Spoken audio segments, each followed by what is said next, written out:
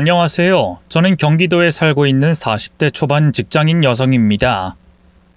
바로 1년 전 이맘때 제가 겪었던 일을 이야기하고 싶어서 이렇게 글을 쓰게 됐어요. 다소 충격적인 이야기이니 꼭 끝까지 들어주셨으면 좋겠습니다. 어린 시절 저희 아버지는 일찍 돌아가셨어요.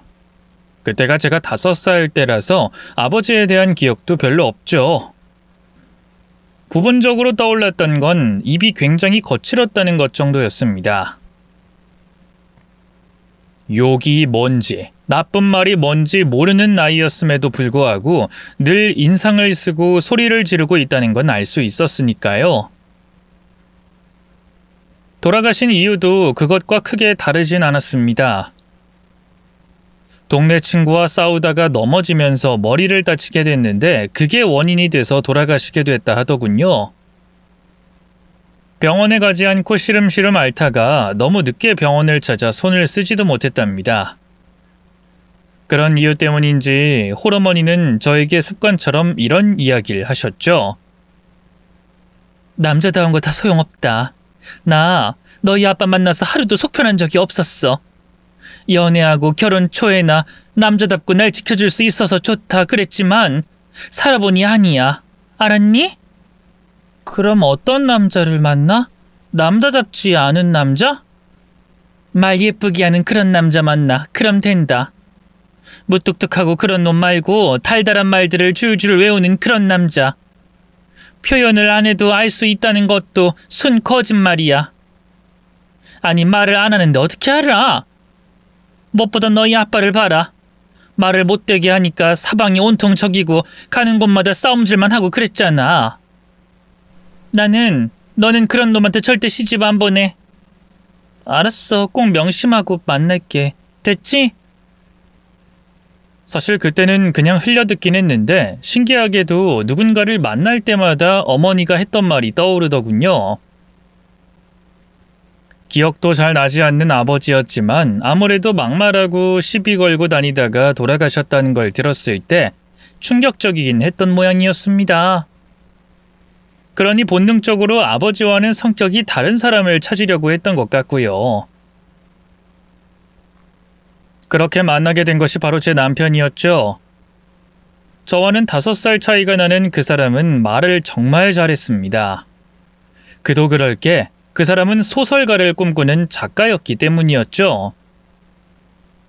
뭔가 다른 세상에 사는 것 같은 그런 느낌을 줬고 연애 초에는 그 사람의 꿈을 응원해 줬었어요. 이번에도 공모전 나간다고? 저번에 썼던 글로 나가는 거야? 아니, 새로 써야지. 초반에 흡입력이 있게 작성을 해야 하는데 내가 그 부분을 간과한 것 같아. 그리고 이번엔 저번에 걸린 상금보다 훨씬 많아서 더 잘하고 싶기도 하고. 그래? 꼭 이번엔 당선되면 좋겠네. 그니까 내가 소설가로 대박만 치면 우리 자기랑 결혼해서 절대 고생 안 시킬 거야. 말만 들어도 좋네. 그렇게 되면 좋을 텐데. 그럼 한동안 또 바빠지겠네? 아무래도 그렇지. 그래도 당신은 내 뮤즈야. 뮤즈가 뭔지 알지? 내 소설의 주인공은 자기고 모든 소설의 영감을 자기를 통해서 받는 거야. 그러니까 오래 함께 있지 못해도 내 소설 속에서 함께 있는 것이나 마찬가지라는 뜻이지. 뭐? 어쩜 그런 닭살 돋는 말을 표정 하나 안 바뀌고 할 수가 있어? 진심이니까. 내 주제에 자기 같은 여자랑 어떻게 만나. 능력도 좋고 돈도 잘 버는데 예쁘기까지 하잖아. 난 가끔 자기랑 있으면 꿈을 꾸는 기분이야. 마치 구름 위를 걷는 느낌이랄까? 사랑한다는 말도 하루에 한 번은 꼭 들었고 늦은 밤에 전화해서 노래를 불러주기까지 하는 아주 다정한 사람이었습니다. 안타깝게도 공모전이나 신춘문예에서 매번 떨어지긴 했지만 자신의 일에도 굉장히 열정적이었고요. 즉, 능력이 되지 않는 것을 제외하면 거의 완벽에 가까웠던 겁니다. 더구나 남편 역시도 외아들의 홀어머니를 모시고 있었기에 대화도 굉장히 잘 통했어요. 말을 하지 않아도 이해할 수 있는 폭이 넓었던 거죠. 뿐만 아니라 연애 때부터 남편의 어머님 역시 저에게 굉장히 잘해주셨습니다. 성격도 굉장히 소녀 같았는데 그 부분도 좋았죠. 우리 아들한테 잘해줘서 난 아가씨가 우리 집 사람이 됐으면 좋겠어요. 나도 딸을 가지고 싶었는데 아가씨 보면 진짜 아가씨 어머님이 너무 부럽다니까요. 어쩜 이렇게 꽃처럼 예뻐. 어머님 말씀 놓으시라니까요. 제가 불편해요. 아주 천천히 놓을게요. 전 그저 아가씨가 너무 예쁘고 소중해서 잘 보이고 싶어서 그래요. 그러니 절대로 불편해하지 말아요. 처음에는 무슨 드라마에서 나오는 그런 사모님 같다는 생각이 들었을 정도였습니다. 얼굴이 곱기도 하셨고 나긋나긋한 목소리에 심지어 꾸미는 것도 잘하셨거든요. 한평생을 시골에서 농사를 지은 저희 어머니는 오히려 걸걸한 느낌이었기에 신기하기도 했죠. 특히나 밖에 나갈 때도 양산을 꼭 들고 한 손엔 시집을 들고 다니셨어요. 근데 그런 분이 이혼으로 혼자가 됐다는 걸 알았을 때는 의아하긴 했습니다. 자기 어머님 이혼하셨다고 했지. 혹시 이유가 뭐야? 말하기 어려우면 하지 않아도 되는데 도통 이해가 되질 않아서. 저렇게 소녀 같고 예쁜 분이랑 이혼이라니. 별건 아니었어. 아버지가 어머니를 구속하려고 하셨거든. 밖에 나가는 것도 못하게 하셨고 친구들도 못 만나게 하셨지. 그런데 나까지 이 꼴이라서 더 걱정이지 뭐. 왜? 그래도 열심히 글 쓰고 있잖아. 하지만 끝이 없잖아. 성공해서 너랑 결혼을 꿈꾸는데 공모전에선 계속 낙방을 하니. 난 기다릴 수 있어. 아니면 다른 일을 한번 구해보는 건 어때? 집에서 할 수 있는 일이 없잖아. 나도 진짜 노력해봤는데 쉽지가 않더라고. 이 트라우마라는 게 잘 고칠 수도 없는 것이고. 그래도 자기랑 결혼하기 위해서 더 노력해볼게. 당장이라도 일을 구해보고 다시 시작해볼게. 사실 그 사람에게 사정이 있었어요. 저 역시도 연애 초기부터 알고 있었죠. 20대 중반 다른 사람들과 비슷하게 직장에 다니면서 일을 했었는데 그곳에서 심한 따돌림을 당하게 됐다고 합니다. 때문에 대인기피증이 생겨서 외출 자체를 기피하게 됐다 하더군요. 여기에 더해 불안장애가 동반되어 조금만 사람이 많은 곳을 가도 힘들어하기도 했습니다.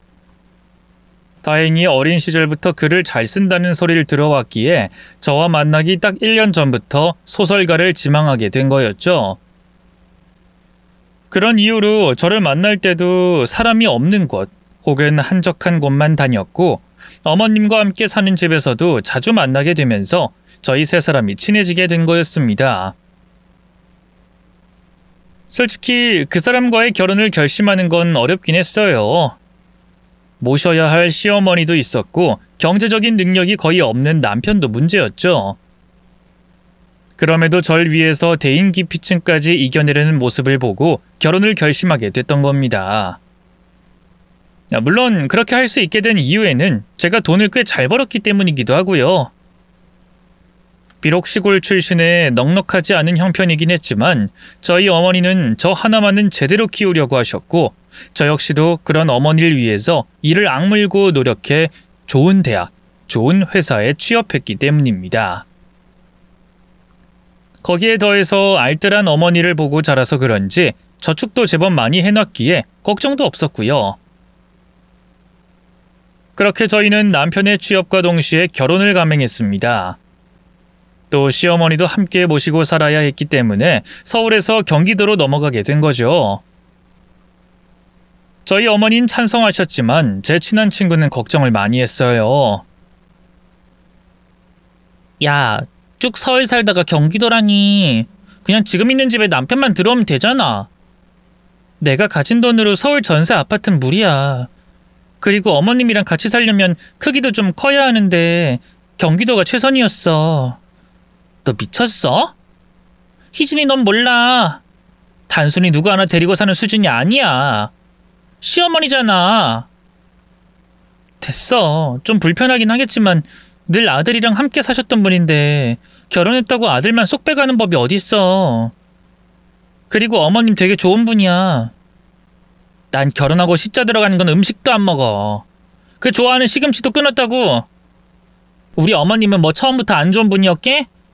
살다 보니 알게 된 거야. 멀리 있어도 명절이며 집안 행사할 때마다 난 놀란다. 사람이 저렇게 나쁜 쪽으로 진화할 수 있다는 걸 알게 됐으니까. 사람이 안 변해? 그것만큼 개소리가 없다는 말이야. 나랑 떨어져 있을 때마다 괴롭힐 수 있는 방법을 연구하지 않고는 저렇게 못할 것 같다니까? 재밌네. 근데 우리 어머님은 아니야, 정말로. 얼마나 소녀처럼 고우신 분인데. 아니, 됐고, 그거 말고도 현실적으로 생각을 해봐. 대인 기피증인가 뭔가 있다며. 거기에 소설가도 아니고 소설가를 희망하는 사람? 아, 벌써부터 골이 아프네. 왜? 그래도 취업했잖아. 날 위해서 열심히 하겠다고 약속도 했어. 그게 얼마나 갈 것 같아? 너 미숙이 알지? 걔 동생도 웹소설 쓰잖아. 인터넷 소설. 아, 정말? 그건 돈이 좀 되나? 인기 있으면 뭐든 돈 안 되겠니? 그래도 걔는 데뷔는 했어. 웹소설은 일반 소설이랑 다르게 진입장벽이 낮으니까. 근데 문제는 돈을 못 받아. 소설 올리는 사이트에서 몇 %, 또 그걸 다른 곳에 풀었다고 해도 몇 %. 그러니 편당으로 치면 작가들 손에 떨어지는 돈이 얼마나 적은데. 어떨 땐 3만 원, 또 어떤 때는 20만 원, 이 정도 번다 하더라. 근데 그것만 문제일까? 사실 말이 작가지. 인기가 없으면 끝이야, 끝. 이렇다 할 경력도 없어서 취업도 할 수 없고 설령 하더라도 적응 못해. 왜? 널린 게 일이긴 하잖아. 못하면 공장도 있고. 얘가 아직도 모르네. 그쪽 계통은 우리처럼 대학 졸업과 동시에 일만 해온 사람들이랑 결이 달라. 난 그걸 예술병이라고 부르지. 글이든 그림이든 성공 못하면 바로 털고 일어나야 되는데 끝까지 잡고 있는 사람들이 걸리는 병이거든. 걔들은 험한 일 못해. 두고 봐라. 우리 남편은 아니야. 지금도 열심히 하는데. 아우, 이 답답아. 지금은 그래도 조금만 힘들고 스틀리면 바로 그만둘걸? 나 진짜 진지하게 경고하는 거야. 친구의 경고는 결혼하고 반년이 채 지나지 않았을 때 그대로 이루어졌습니다. 하지만 다른 게 있다면 남편이 그만둔 게 아니라 제가 그러라고 했다는 거였어요. 회사에서 무슨 일이 있었는지 밤에 혼자 울고 있는 걸 봤기 때문이었죠. 너무 무리한다는 생각도 들었고 적어도 딱 한 번은 제가 그 사람의 꿈을 곁에서 응원해주고 싶었거든요. 이전에도 남편은 홀어머니를 모셔야 했기 때문에 소설을 쓰면서도 야간에 편의점 아르바이트를 했고 때문에 집중해서 글에만 몰두해 본 적이 없었기 때문입니다. 그래서 제가 지원해주겠다고 나선 거였어요. 남편은 그 소식에 뜰 듯이 기뻐했죠. 내가 다른 복은 없어도 결혼 하나는 최고로 잘한 것 같아. 희진아, 고마워. 진짜 고마워. 내가 이 은혜에 평생 잊지 않을 거야. 나 정말 잘할게. 그리고 살림도 내가 알아서 할 거야. 무슨 살림을 해. 같이 해. 같이 도우면서 하자. 아니, 내가 비록 돈은 못 벌어도 당신 손에 물 한 방울 안 튀기게 그렇게 할 거야. 평생 공주처럼 모시고 살 거고. 약속해. 내 남은 인생 다 걸고. 시어머니 역시도 제 손을 잡고 말씀하셨습니다. 우리 예쁜 아가 정말 고마워. 날 함께 데리고 살아주는 것도 고마운데 아들 꿈까지 응원해 주다니. 그림으로 그려도 이렇게 예쁜 며느리는 세상에 없을 거다. 아니에요. 그냥 한 번은 해주고 싶었는걸요. 아유, 어쩜 말도 이렇게 이쁘게 해? 어쨌든 실질적으로 따지면 희진이 넌 우리 집 가장 아니니. 가장은 가장에 맞는 대우를 해줘야 한다고 생각한다. 앞으로 우리가 더 잘하마. 정말 고맙다. 우리 집에 찾아와 줘서. 제 친구는 자신의 말이 딱 맞아떨어졌다면서 난리를 피웠지만 솔직히 저는 나쁘지 않았어요. 말만 그러는 게 아니라 정말로 결혼 생활 내내 설거지 한 번 한 적 없고 명절이며 어머님 생신까지도 제가 해야 하는 일은 단 하나도 없었기 때문입니다. 뿐만 아니라 두 사람 모두 늘 감사하다, 고맙다, 사랑한다는 말을 얼굴만 마주치면 했고 저는 그 안에서 편안함을 느낄 수 있었죠. 그리고 이 부분은 약간 이상하긴 하겠지만 바람 피울 걱정이 없다는 것도 좋은 점이었습니다. 대인기피증이라 어디 나갈 일도 없었고 친구들을 만나는 것조차도 꺼려했으니까요. 덕분에 저와 남편은 한 번도 말다툼을 해본 적도 없었죠. 결혼하고 4년이 지날 동안 아이가 생기지 않는 것이 문제긴 했지만 그것을 제외하면 걱정할 게 없었습니다. 제가 그렇게나 기다렸던 아파트 청약도 당첨이 됐고 약 3년 후면 전세를 벗어나서 내 집 마련의 꿈도 이룰 수 있게 됐으니까요. 시어머니는 제가 복덩이라면서 조금 더 생활비를 줄여서 저축하는 데 힘을 보탰고 남편도 일반 소설이 아닌 인터넷 소설로 방향을 돌려 아주 약간이지만 생활비를 부담할 수 있을 정도가 됐습니다. 그런데 이러한 완벽하기만 한 제 결혼 생활에 조금씩 금이 가기 시작한 사건이 일어났죠.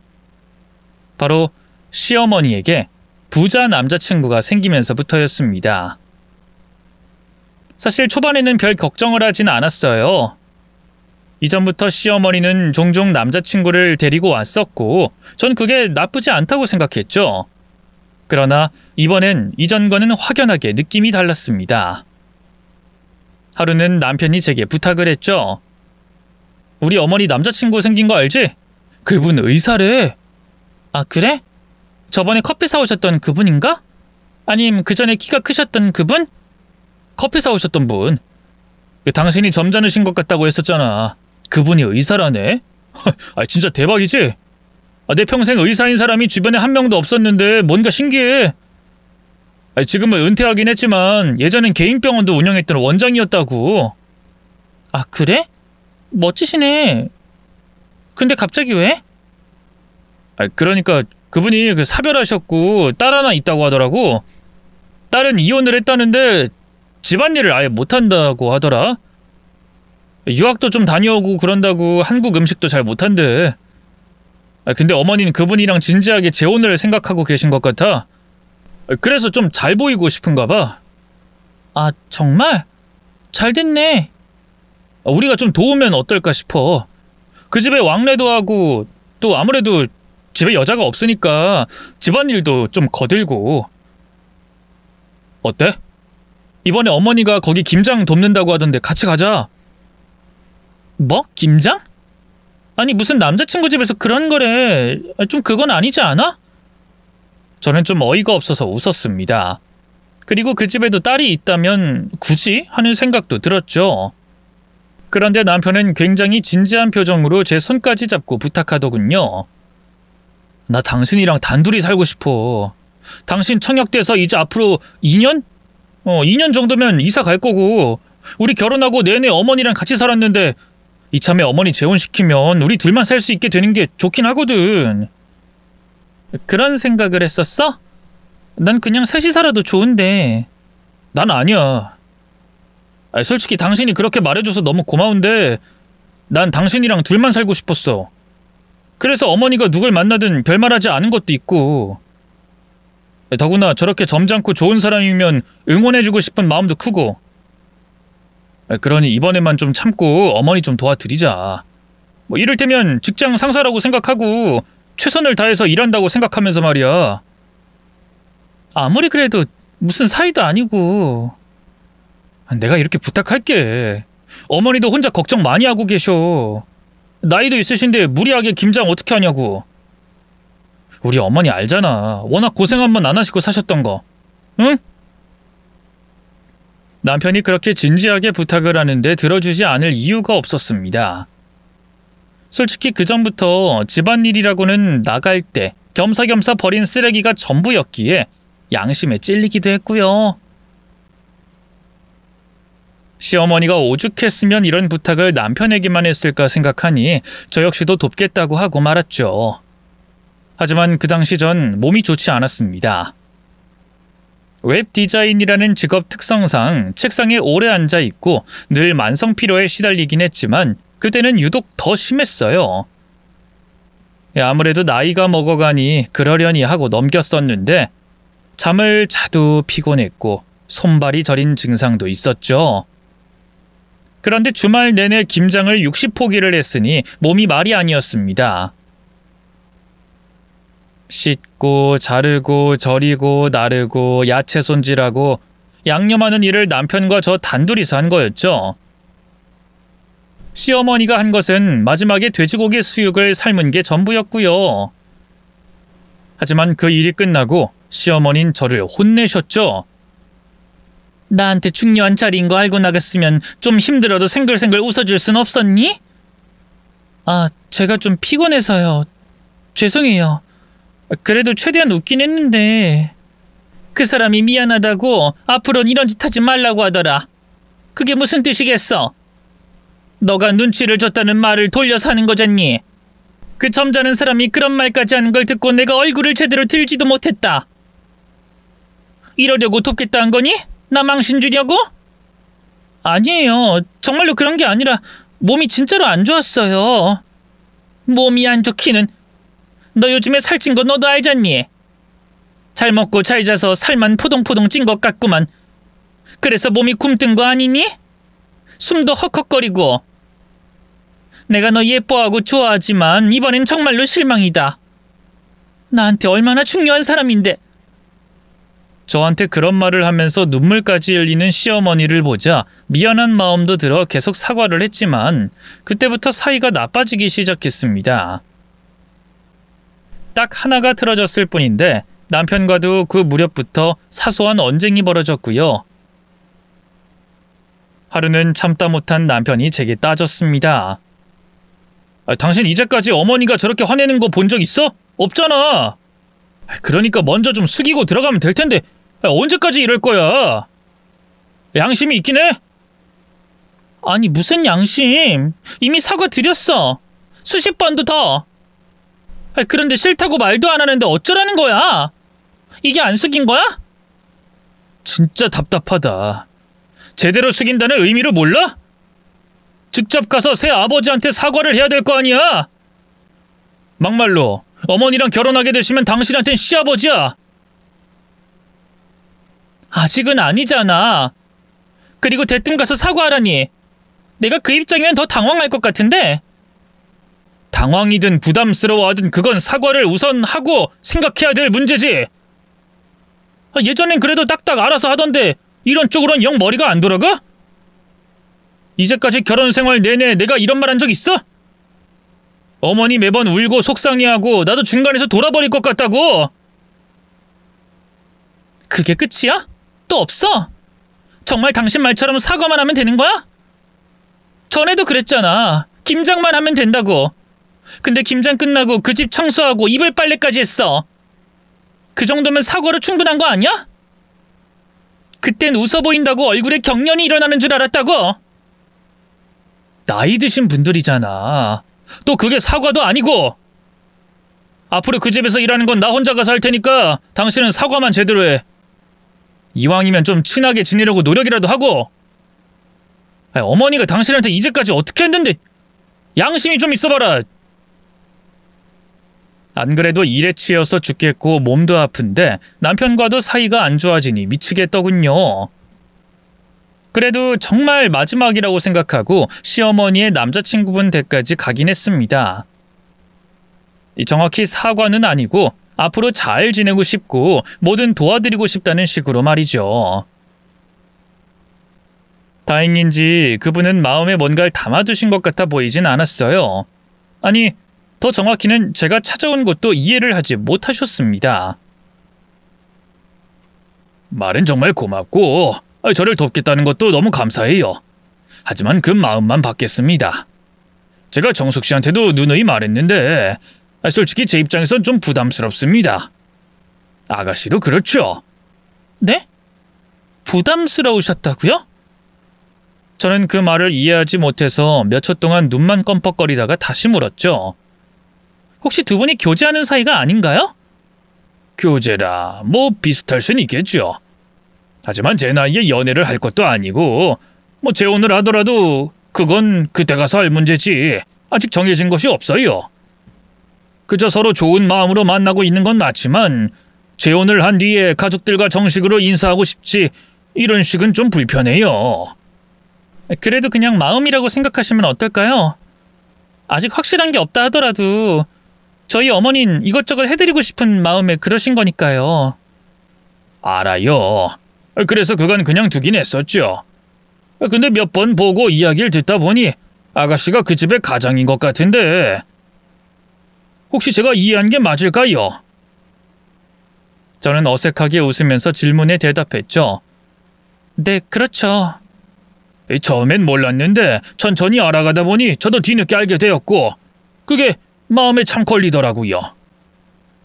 평일엔 일하고 주말에 저희 집까지 와서 일을 했으니 아니에요. 진짜로 괜찮아요. 저도 나이가 들었나 봅니다. 처음엔 뭣도 모르고 그냥 내버려 뒀는데 사실상 따지고 보면 그게 시집살이가 아니고 뭐겠어요. 저도 딱 아가씨 나이에 딸이 있어요.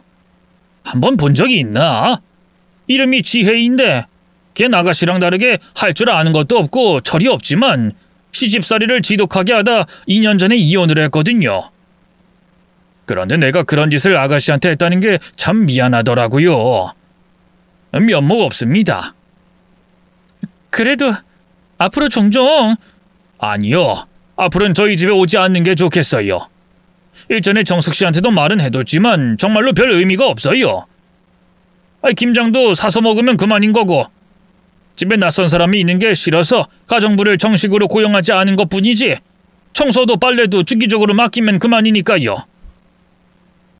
그 마음만 받을 테니까 앞으로 아가씨는 절대로 오지 마세요. 아셨죠? 정확한 설명은 따로 없었지만 아저씨와 이야기를 나눠보니 대충 짐작이 갔습니다. 초반부터 아저씨는 집안일을 해달라거나 김장을 해달라는 부탁을 한 게 아니었고 계속 부담스러워서 거절을 해왔다는 걸 말이죠. 그런데 그 거절이 저 때문이라고 생각한 시어머니가 일방적으로 제게 화를 내고 있었던 겁니다. 아저씨가 제가 유일하게 그 집에서 일을 하는 사람이라는 걸 알고 난 뒤에 더 강력하게 말했을 테고 그 여파는 고스란히 제가 당했던 거였죠. 그래서 저는 이 사실을 남편에게 알렸는데 어이없게도 놀라지도 않더군요. 그게 뭐? 그럼 내가 시키고 싶었다고 하겠어? 당신도 참 말을 고지고대로 듣는구나. 혼자 사는 분이야. 새 아버지 딸도 집안일이라고는 할 줄도 모르는 곱게 자란 아가씨고 집에 낯선 사람 들어오는 거 싫어하시는 분이라서 집안일까지 다 하시더라. 그런 분 돕자는 게 나빠? 나쁘다는 게 아니라 내가 오늘 그런 말을 들었는데 굳이 또 가겠다고 할 순 없잖아. 그니까 알아서 잘 대처를 했어야지. 왜 그렇게 답답하게 굴어? 혹시 가기 싫어서 은근히 속을 내비친 건 아니고? 새아버지가 그렇게 말했더라도 아니다, 난 오고 싶어서 온다. 우리 친하게 지내자. 내가 딸처럼 잘하겠다. 이렇게 하면 되잖아. 초반에 내가 말하지 않았어? 사회생활 하는 것처럼 상사를 해달라고. 사회생활? 여보, 내가 사회생활을 잘 몰라서 이러겠어? 그리고 오히려 사회생활에서 한쪽 방향만 생각하고 고집 부리기 시작하면 골치만 아파져. 상대가 원할 때 원하는 것을 해주는 게 사회생활이야. 일방적인 배려는 때론 독이 된다고. 그래. 그렇게 나와야지. 그래. 나 사회생활 안 해봤다. 됐냐? 지금 혼자 돈 벌어온다고 유세 떨어? 좋아. 말이 나왔으니 제대로 이야기 좀 해보자. 당신 그 잘난 사회생활 하면서 자기 관리는 이제 안 해? 당신 꼴을 좀 봐라. 뭐? 지금 그걸 말이라고 하는 거야? 어쩜 그런 말을 할 수가 있어? 몇 달째 다이어트 한다고 밥도 깨작거리면서 먹으면서 도통 살이 안 빠지잖아. 당신 결혼하고 지금 12kg 쪘지? 아예 여자로 살긴 포기했어? 그렇게 사회생활 잘한다면서 몸무게 늘어나는 거 생각도 안 해? 당신이랑 나랑 다니면 당신이 내 밥 다 뺏어 먹은 줄 알아. 그 말에 저는 눈물까지 터뜨리고 말았습니다. 뒤늦게 남편이 절 달래주긴 했지만 말실수가 아니라 진심이라는 것쯤은 알 수 있었죠. 실제로 제가 생각해도 이전에 비해서 급격하게 살이 찐 것은 사실이었으니까요. 시간이 없으니 따로 운동은 하지 못했지만 도시락까지 사서 다니면서 다이어트를 시도하긴 했었습니다. 또 퇴근하고 나서 아파트를 몇 바퀴씩 뛰기도 했죠. 하지만 한 번 찐 살은 도통 빠질 기미가 없더군요. 거기다 제가 살이 찌기 시작했을 무렵부터 남편이 잠자리까지 거부했다는 겁니다. 이건 부부관계를 떠나서 아예 함께 침대에 누워서 자는 것도 싫어하기 시작했죠. 그것 외에도 다른 문제도 있었어요. 바로 시어머니의 씀씀이었습니다. 이전엔 제가 드린 생활비로 쓰고도 남았지만 남자친구가 생긴 이후부터 완전 달라지셨거든요. 매번 저만 보면 돈을 달라 하셨을 정도였죠. 너 돈 좀 있지? 나 100만 원만 다오. 네? 저번에도 드렸는데 갑자기 또 100만 원이라니. 제가 그런 목돈이 어디 있어요. 지금 아파트 청약 중도금 문제로 대출까지 알아보고 있는데 받고 싶어도 대출이 100%로 나오지 않으니 여윳돈이 거의 없어요. 아시잖아요. 아가, 난 너 이러는 거 보면 좀 그래. 그간 내가 아끼고 아낀 생활비가 얼마니? 그깟 돈 100만 원 가지고 이렇게까지 해야겠어? 그리고 솔직히 말해서 지금 아파트가 문제니? 너희 시아버지가 될 사람이 의사야. 다른 것도 아니고 의사라고. 그럼 중도금이랑 잔금이고 그때 알아서 어련히 도와주실까? 생각을 해봐라. 그래도 정말 없어서 그래요. 그럼 카드라도 줘. 그걸로 사야겠으니까. 뭐가 필요하셔서 그런 건데요? 내 딸 지희한테 주려고 그러지. 곧 있으면 걔 생일이거든. 근데 그 집 수준에 맞추려면 일반적인 선물로는 안 될 것 같고 백화점에라도 가야 할 거 아니니? 얼른! 금방 쓰고 돌려줄 테니까. 네, 알았어요. 하지만 바로 다음 날 저는 후회했습니다. 차라리 친구한테라도 현금을 융통해서 빌려주는 게 나았다는 걸 말이죠. 휴대폰으로 카드 결제 문자가 날아왔는데 자그마치 438만 원이라는 금액이 찍혀 있었고 시어머니는 당당하게 명품 가방을 할부로 샀다고 했습니다. 그 정도는 되어야 자기 체면이 산다고 말하면서요. 남편이라도 뭐라고 해줄 줄 알았지만 그저 싱글거리면서 웃기만 할 뿐이었습니다.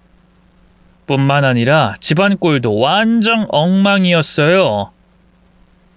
시어머니는 진즉에 살림에 손을 놓고 아저씨나 아저씨 딸을 쫓아다니기 시작했고 남편 역시도 시어머니를 따라 그 집을 제 집처럼 드나들었죠. 제가 퇴근하고 오면 두 사람은 피곤해서 잠을 자고 있거나 배달 음식을 시켜 먹고 치우지도 않은 채 낄낄거리며 이야기만 나눌 뿐이었습니다. 그런데 정작 제가 참지 못한 건 따로 있었죠. 집안일은 그렇다고 치더라도 남편이 본업으로 삼던 일까지 내팽개쳤기 때문이었어요.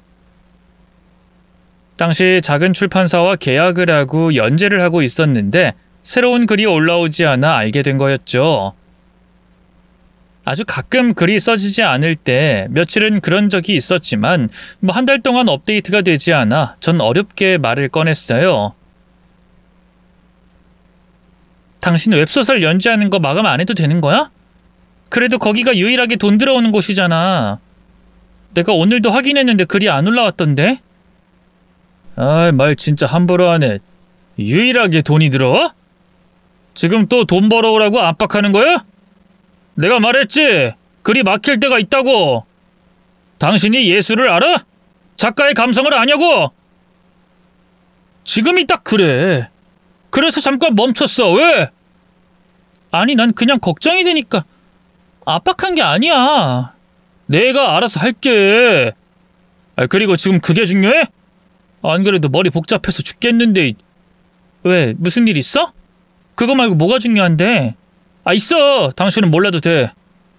쓸데없이 남의 뒷조사하지 말고 당신은 당신 하는 일이나 똑바로 해. 이렇게 하는 게 나한텐 더 스트레스니까. 눈만 마주치면 싸우고 제게 공감 능력이 없다며 비난하는 남편에게 지쳐서 저도 반은 포기해버렸습니다. 시어머니 역시도 절 무슨 벌레 보듯이 보고 뭔가 일이 제대로 풀리지 않으면 성질까지 내는 걸 보면서 깨달았죠. 어쩌면 저런 두 사람의 모습이 진짜일지도 모른다고요. 그럼에도 제가 그들을 포기하지 않았던 것은 그런 욕심도 모두 함께 잘 살기 위해서라고 생각했기 때문이었습니다. 더구나 입장을 바꿔서 저희 어머니가 그런다고 하면 또 이해를 못하는 건 아니었어요. 그간 힘들게 저 하나를 키우려고 농사일을 하던 어머니가 좋은 분을 만나게 됐다면 잘 보이고 싶은 건 저 역시 마찬가지였을 겁니다. 물론 좀 과하다는 생각이 드는 건 어쩔 수 없지만 당분간만 참고 넘기려고 했어요. 그런데 그 무렵에 일이 터졌죠. 회사에 있는데 친구에게 전화가 오면서 알게 된 겁니다. 야, 왜 그렇게 전화를 안 받아? 일하고 있었지. 이게 무슨 소리야? 너 밖이야? 아, 주변 소음 들어보니 희준이 너 지금 회사구나? 오늘 주말인데 회사야? 일이 바빠지면 우리 회사는 주말 반납이잖아. 그래서 지금 회의하고 있었지. 근데 지금 이 시간에 어쩐 일이야? 너 무슨 가족여행 간다고 하지 않았어? 근데 내가 지금 누굴 봤는지 알아? 너희 남편. 뭐? 그 사람이 무슨... 말도 안 돼. 잘못 본 거 아니야? 너 그 사람 2번인 거 봤잖아. 친구들이랑 다 같이 인사하면서 한 번, 결혼식 때 한 번 본 게 전부고. 우리 남편은 밖에 잘 못 나가. 전에 말하지 않았어? 대인기피증이랑 불안장애가 있어서 사람 많은 곳은 못 간다고. 희진아, 나 기억력 진짜 좋아. 심지어 아까 마주쳐서 인사까지 했다고? 뭐? 나한텐 그런 말 한 적 없는데? 뭐 우연히 갔나 보네. 요즘 좀 싸워서 사이가 별로 안 좋았으니 그럴 수 있어. 머리 식히러 갔나 봐. 너 여기가 어딘 줄 알고 하는 말이야? 여기 부산이야, 부산. 그것도 사람이 바글바글 끓는 해운대라고. 그리고 이상한 게 그게 다가 아니야. 나 너한테 시누이가 있다는 소리를 들어본 적이 없거든? 희진이 네 남편 여동생 있었어? 그 질문에 순간 떠오르는 것은 김장 끝날 무렵에 잠깐 스치듯 봤던 아저씨의 딸이었습니다. 이름이 지혜라고 했고 저보다는 4살이 어린 여자였죠. 시어머니는 늘 그 여자를 딸이라고 했고 남편 역시도 아주 가끔 동생이라는 말을 하곤 했었어요. 저는 참석하진 않았지만 생일이라면서 선물도 사들고 가는 걸 몇 번 보기도 했었습니다. 하지만 부산을 함께 간다니 그건 아무리 생각해도 너무 이상했어요. 저는 다시 물었죠. 그 2사람만 본 거야? 아, 동생 맞아? 시누이가 있다는 말을 왜 안 했어? 그럼 너 빼고 부산으로 온 거야? 아, 진짜 어이가 없네. 집에서 유일하게 돈 벌어오는 며느리를 빼고 휴가를 오다니. 네 시댁 식구들 가족여행 중이던데? 생각해보니 어떤 아주머니도 같이 계시더라고, 양산 쓰고. 아, 그럼 우리 어머님 맞을 거야. 3사람이 같이 갔나봐. 그럼 내가 괜한 오해를 했나봐. 무슨 오해? 아니야, 그냥 좀 내가 헛생각을 좀 했어. 친구는 당황한 듯 말을 얼버무리려고 했지만 전 집요하게 물었고 결국 친구가 말했죠. 사랑과 전쟁 보면 그런 거 있잖아. 시어머니가 다른 며느리 데리려고 일부러 다른 여자 데리고 아들이랑 여행을 간다거나 뭐 그런 줄 알았지. 내 상상이긴 했는데 2사람이 흔한 남매로 보이진 않더라고. 어떻게 보였는데? 너무 붙어있다고 해야 하나? 솔직히 넌 외동이라서 잘 모르겠지만 우리 집도 같이 어디 가거든? 근데 우리 오빠랑 나는 서로 숨 쉬는 게 들릴 거리까지 붙어있진 않아. 그냥 기분 나빠. 어디 시장 가서 부부냐는 소리 들을 때도 있잖아? 그런 오해만 받아도 불쾌함이 하루 종일 간다고.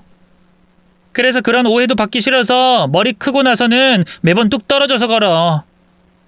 근데 그 사람들은 뭔가 너무 친밀해 보인다? 그래도 가끔 그런 남매도 있긴 하니까. 그 이야기를 듣고 저는 혼자 많은 생각을 했습니다. 단순히 잘 보이고 싶어서 그 집의 딸에게까지 잘하는 걸까? 그것부터가 시작이었죠. 대인기피증과 불안장애 때문에 그 흔한 신혼여행도 제대로 가지 못했는데 부산까지 쫓아가는 게 상식적으로 가능한 건지도 따졌습니다. 하지만 도통 답이 나오지 않았고 저는 회사 상사에게 사정을 이야기하고 비행기를 타고 바로 부산으로 향했어요. 갑작스러운 상황에 친구는 당황하긴 했지만 제가 도착할 때까지 시댁 식구들 뒤를 밟아줬죠. 이윽고 제가 해운대에 왔을 때 남편과 아저씨의 딸은 각자 바다에서 수영을 하고 있었고 시어머니는 모래찜질을 하며 커다란 파라솔 아래 누워 있었습니다. 기다리면서 어떤 아저씨 못 봤어? 머리는 하얗고 좀 점잖게 생긴 신사분인데 혹시 못 봤어? 여기 없을 리가 없거든. 어머 맞아. 너 여기 온다는 전화 받고 얼마 뒤에 어떤 아저씨가 와서 파라솔에서 도시락 까먹었어. 근데 혼자 어디 가시기에 그냥 잠깐 아는 친구가 온 줄 알았지. 어떻게 알아? 그분이 없으셨으면 어머님이 저렇게 오래 햇빛에 있을 리가 없거든. 근데 그 말이 끝나긴 무섭게 아저씨가 보였고 곧이어 시어머니와 그 바닷가에서 자리를 뜨셨어요. 물건을 챙겨가지 않은 걸 보면 잠깐 어디 가신 모양이었습니다. 어딜 가는지 궁금해서 그 상황을 지켜보던 제 어깨를 친구가 엄청 빠르게 두들겼습니다. 야야야야 미친놈들! 저것들 봐! 제가 고개를 돌렸을 때 전 너무 충격적이라서 그 자리에서 굳어버리고 말았어요. 각자 어느 정도 거리를 두고 수영을 하던 두 사람이 이내 물속에서 격정적으로 키스를 하고 있었기 때문입니다. 제가 손만 덜덜 떨고 있자 친구는 열심히 휴대폰으로 사진을 찍기 시작했어요. 저 똥물에 튀겨 죽일 것들! 은혜도 모르는 짐승! 아니지, 짐승도 아깝다. 바퀴벌레 새끼들이 있나. 물귀신은 뭐하냐? 저것들 익사 안 시키고. 어쩌면 저런 짓을 해? 그럼 새아빠가 될지도 모를 것의 딸. 그러니까 자기 동생이랑 저러는 거잖아. 미쳤냐고. 제가 넋을 놓고 울고만 있자 친구는 제 어깨를 흔들며 이어 말했어요. 야, 너 정신 똑바로 차려. 우는 게 전부야? 너 억울하지도 않아? 나 너랑 20년 지기 친구야. 그니까 저 꼴 보고도 너한테 이혼해라 마라 이런 말은 안 해. 너 선택이니까. 근데 울기만 하고 아무것도 안 하는 건 절대 못 봐. 알았니? 근데 나 너무 놀라서 그래. 아니, 너도 알고 있었어. 진짜 몰랐다고 할 수 있어? 근데 그 중요한 일을 내팽개치고 여기까지 쫓아온다고? 난 너가 부산까지 온다고 했을 때 이미 각오했어. 너도 알면서 모른 척한 거잖아. 아니야? 친구의 말은 맞았습니다.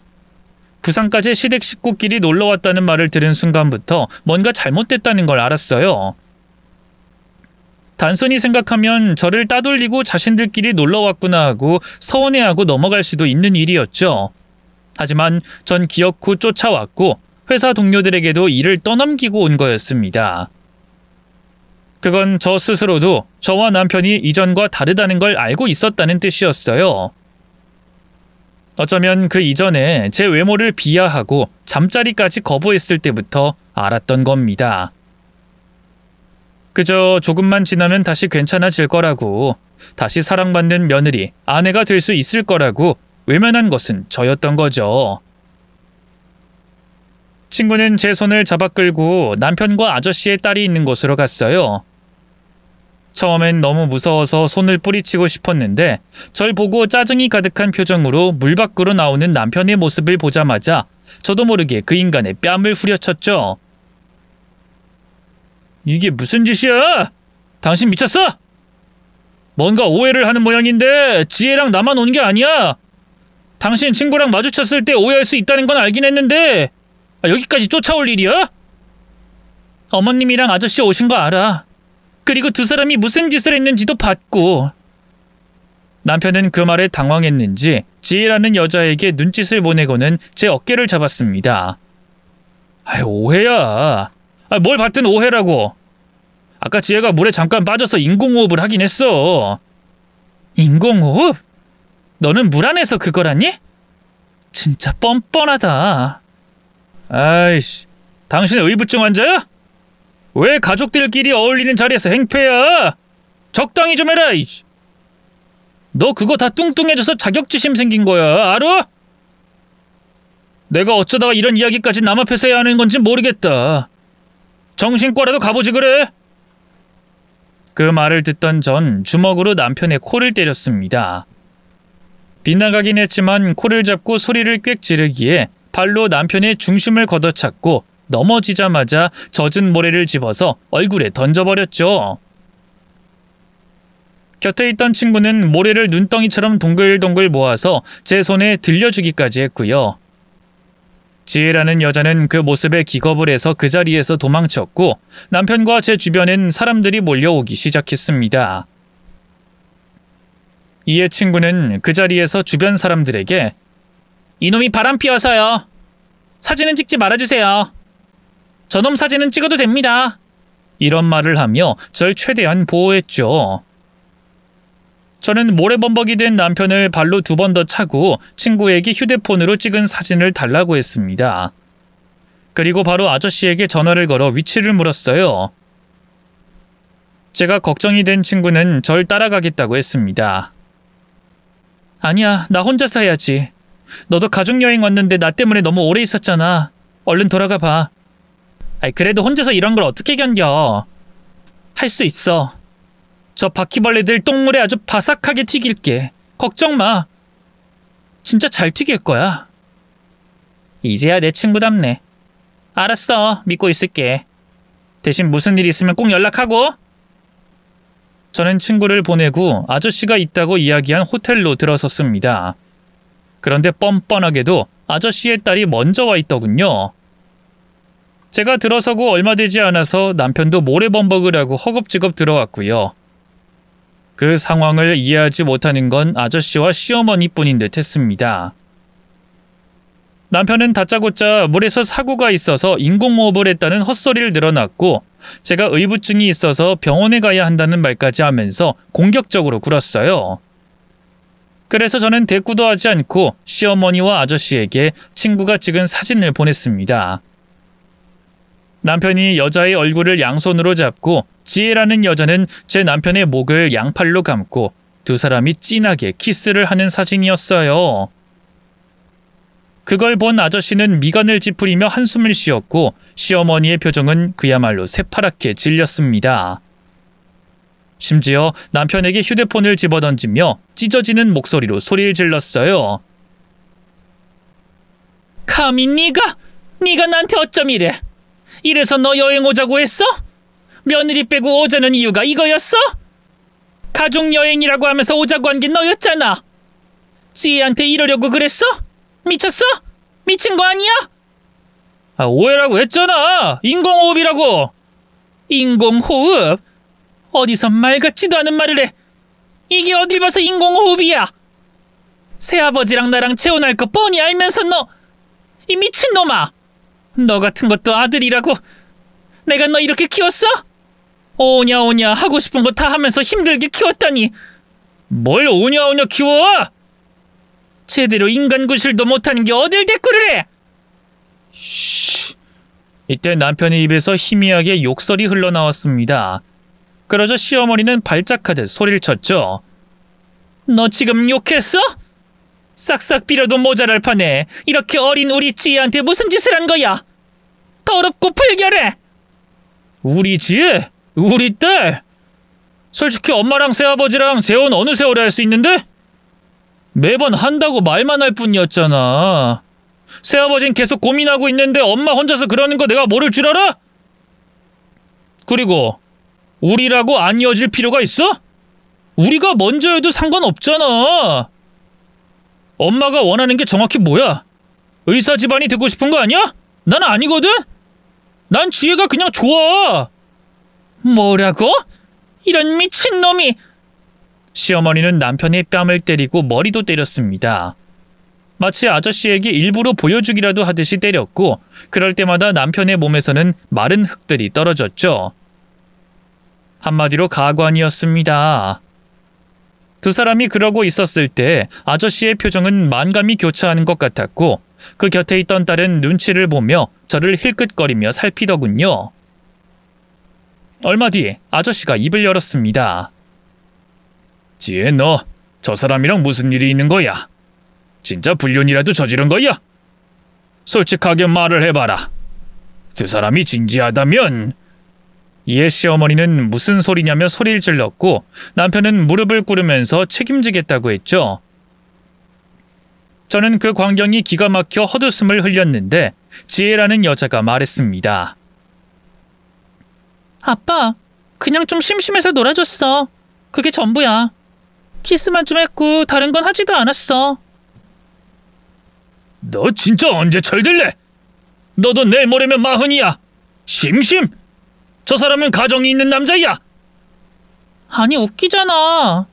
아빠 돈 보고 나한테 잘 보이려고 애쓰는 게 꼭 배고픈 똥강아지 같기도 하고. 강아진 귀엽기라도 하지. 마누라한테 붙어 사는 주제에 뭐라도 되는 듯 구는 것도 우습고. 사실 저런 남잔 줘도 안 가져. 내가 더 솔직해져봐? 저 아줌마가 내 새엄마 되는 거 진짜 싫어. 됐어? 나한테 딸이라고 부르는 것도 역겹고. 저놈도 내 동생 이러면서 징그럽게 만지는 것도 싫었어. 그래서 좀 꼬셨고 약간 놀아준 게 전부야. 이렇게 안 하면 저런 인간들이라는 거 아빠는 안 믿잖아. 매번 착한 척 유순한 척하는 아줌마가 가식덩어리라는 거 난 진즉에 알았는데. 순간 그 공간엔 정적이 돌았습니다. 그리고 아저씨는 자리를 일어나면서 시어머니에게 이별을 고했어요. 자신의 딸의 실수를 책임지긴 어렵지만 정식으로 사과를 한다며 제게 고개도 숙였습니다. 그리곤 자신의 딸의 손을 이끌고 그 방을 빠져나갔죠. 그러자 시어머니는 남편에게 다시 달려들어서 몇 대를 더 때리더니 아이처럼 울기 시작했어요. 난 망했다. 너 같은 놈 때문에 내 인생은 완전히 망했어. 아이고, 내가 죽어야지. 엄마는 또 만나면 되잖아. 우리 아빠가 왜 집을 나가고 이혼을 했는데? 엄마가 돈 많은 남자랑 만나겠다면서 공주 대접해주는 남자 만날 거라고 싸돌아다니니까 그런 건데. 시끄러! 밖에 들려. 아, 몰라. 이씨. 지혜랑 나 한참 잘 되고 있었는데. 이씨. 소리를 지르면서 싸우는 그 둘을 두고 제가 나왔고 아저씨는 기다렸다는 듯 호텔 복도 앞에 서 있었어요. 그리곤 제게 다시 한번 사과를 했습니다. 혼이 났는지 눈물을 질질 흘리던 아저씨의 딸도 제게 고개를 숙이더군요. 처음엔 원망도 되고 그 여자가 너무 미웠지만 막상 그 상황이 되니 감사하기까지 했습니다. 헌데 아저씨가 조심스럽게 말하더군요. 아가씨 얼굴이 좀 안 좋네요. 저번에 볼 때보다 좀 더 부어있고 손으로 팔다리도 습관적으로 주무르는 것 같은데 맞죠? 아, 그걸 보셨어요? 나이가 드니까 나이살도 찌고 스트레스를 받아서 그런지. 아니, 그 살이 쪘다는 그런 말이 아니고 갑상선 문제가 생겼을지도 몰라서 하는 말이에요. 그 증상이 딱 그렇거든요. 의사 생활은 그만뒀지만 그래도 병원 한번 가봐요. 그렇게 저는 비행기를 타고 집으로 먼저 돌아왔고 집에 물건을 대충 싸서 복도 밖으로 내놨어요. 시어머니와 남편은 들어오겠다고 난리를 피웠지만 경찰을 불러서 쫓아내버렸습니다. 그리고 아저씨 조언처럼 병원도 갔어요. 놀랍게도 갑상선 문제였습니다. 갑상선 항진증이라고 하더군요. 약을 먹으면 상태가 천천히 호전된다고 했고 전 이혼 소송을 준비하면서 몸 관리에도 신경을 썼죠. 물론 남편은 절대로 이혼을 하지 않겠다고 버텼습니다. 그게 최선이었을 거예요. 혹시나 하고 믿었던 여자는 자신을 가지고 놀았던 거라는 걸 알았고 의사 새 아버지는 이미 떠났고 심지어 웹소설 연재하는 곳에서 계약이 파기되어 돈벌이 수단은 아무것도 없었으니까 말입니다. 조금이라도 모았던 돈 역시 그 여자에게 잘 보이려고 모두 탕진한 것 같았죠. 한마디로 개털이 되었기에 제가 마지막 희망이 된 거였습니다. 여보, 내가 미쳤었어. 정말 잘못했어. 근데 진짜로 그 여자랑 키스만 했어. 진짜라고. 당신도 나 알잖아. 나 당신 없으면 못 살아. 엄마도 반성 많이 하고 매일 울어. 억울해서 우는 거겠지. 그게 반성의 눈물이겠어? 그리고 이제 당신도 홀로서기 해야지. 제대로 돈 벌어본 적 없잖아. 뭐 그때 보니까 대인 기피증도 싹 다 나은 것 같은데 어디 공장이라도 들어가서 열심히 해봐. 너 같은 거 받아주는 곳도 한 곳은 있겠지. 제발. 이성적으로 생각해봐. 능력이야 좋지만 지금 당신 모습으론 이런 남자랑 시부모 만나기 힘들어. 이제 다시 돌아오면 더 잘할게. 정말이야. 그 말에 저는 반박은 하지 않았어요. 대신 이혼으로 서류가 완전히 정리되는 그날 제대로 보여줬죠. 약도 먹고 운동도 해서 이전보다 훨씬 날씬하고 예뻐진 모습으로 그 사람들 앞에 섰던 겁니다. 그리고 딱 그 시기에 청약된 아파트로 이사가게 되면서 땅을 치고 후회하게 만들어줬죠. 여기저기 떠돌아다니면서 살고 있다는 시어머니나 남편은 끝까지 절 잡아두려고 했지만 전 아무 미련도 없는 것처럼 돌아서며 끝을 냈네요. 그리고 이혼과 동시에 아저씨에게 연락을 받게 됐습니다. 그간 자신의 딸과 자신이 받았던 물건들의 값을 돌려주겠다고 했죠. 저는 괜찮다고 했지만 결국엔 식사비, 데이트비, 그리고 생일에 받은 선물까지 다 계산해서 2천만 원이라는 거금을 돌려주셨습니다. 물론 시어머니가 제게 빌려간 돈보다 3배는 많은 액수였는데 미안함에 대한 보상이라고 생각하고 그냥 받았어요. 그리고 시간이 흐른 지금까지도 친구는 제대로 더 복수를 했어야 했다면서 이를 갈긴 하지만 저는 딱히 그럴 필요가 없다고 생각하고 충분히 만족하고 있습니다. 원래 없을 때는 몰랐겠지만 여유롭게 살다가 다시 아등바등 사는 것만큼 힘든 일이 없다는 걸 잘 알기 때문이죠. 제가 없고 또 다른 의지할 누군가가 없는 것만으로도 그들은 충분히 괴로울 거예요. 또 좋은 생각만으로 가득 채워도 모자란 게 마음인데 미워하는 마음 한 조각도 그들에게 내어주고 싶지도 않다는 게 가장 정확한 제 생각이랍니다. 실은 바로 얼마 전에 좋아하는 사람에게서 청혼을 받게 됐거든요. 청약에 성공한 아파트의 같은 입주민인데 아파트 헬스장에서 인연이 닿게 됐죠.